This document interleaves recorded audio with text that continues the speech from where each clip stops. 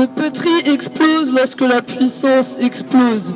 La puissance est liée à la joie et la joie est liée à l'amour. L'amour, c'est juste la joie que quelque chose existe. Plus tu ressens de la joie, plus ta puissance augmente. Plus ta puissance augmente, plus le pétri est intense. Parfois, ta puissance est si énervée, tellement grandiose, que tu en perds le contrôle. Tu sombres dans le pétri. Et on t'en reverra pas à la surface, me disait Donald, lorsqu'on se réveille sur le pont, le lendemain de l'attentat sonore. La nuit dernière est...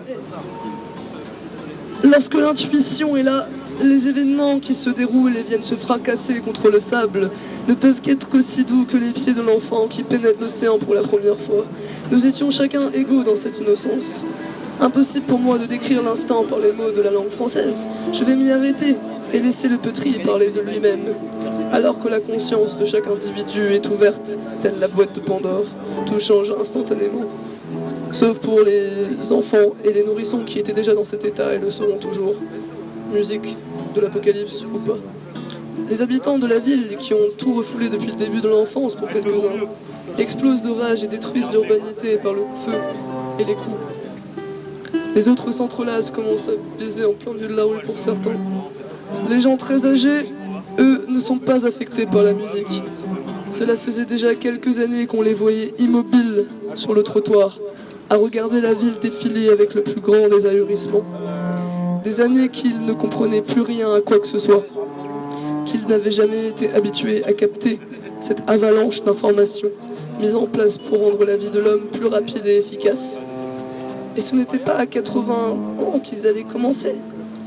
Et pourtant, c'est leur putain de génération qui a inventé la malsaine néograine avant d'en perdre le contrôle. Ils se contentaient pendant l'éternité d'observer le futur se dérouler sous leurs yeux, impuissants par leur manque de compréhension à son égard. Le désir de destruction des gens n'a pas tardé à faire que la ville était complètement en chaos. Des vitres cassées, chaque recoin du mur recouvert de graffitis, des pavés extraits du sol. On y voyait les gens errer dans une véritable jungle urbaine. La plus belle ville du monde était devenue la plus laide, mais elle était incroyablement vivante. Les différents quartiers de Paris étaient à chacun des mondes et des voyages, de la musique transposant à chaque rue. Cette ville a toujours été l'équilibre de la beauté et de la laideur, parce qu'elle est dure mais à la fois magnifique. Les gens de la rue allongés dans les beaux quartiers, entourés de la richesse du putain de siècle des Lumières, enfoncés dans la solitude. En ces temps de l'apocalypse, Paris est une dangereuse fête, un lâcher-prise absolu. Certaines personnes ont l'intuition de filmer et de poster sur internet, ainsi d'autres arrivent du monde entier, à pied, parce que les aéroports et les gares ne sont plus desservis.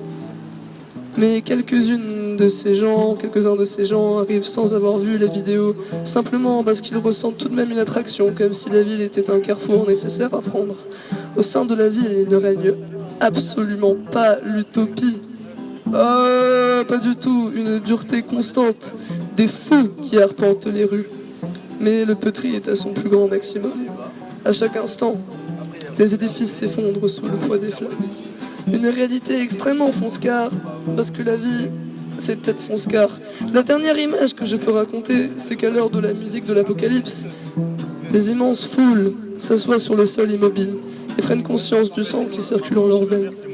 Soudain, la lune de la Pachamama les éclaire, leur thorax se gonfle au même rythme que l'expansion, larmes sauvulantes en tambourinement contre les peaux. Enfin, nous sommes égaux, et enfin nous pouvons respirer dans un premier silence.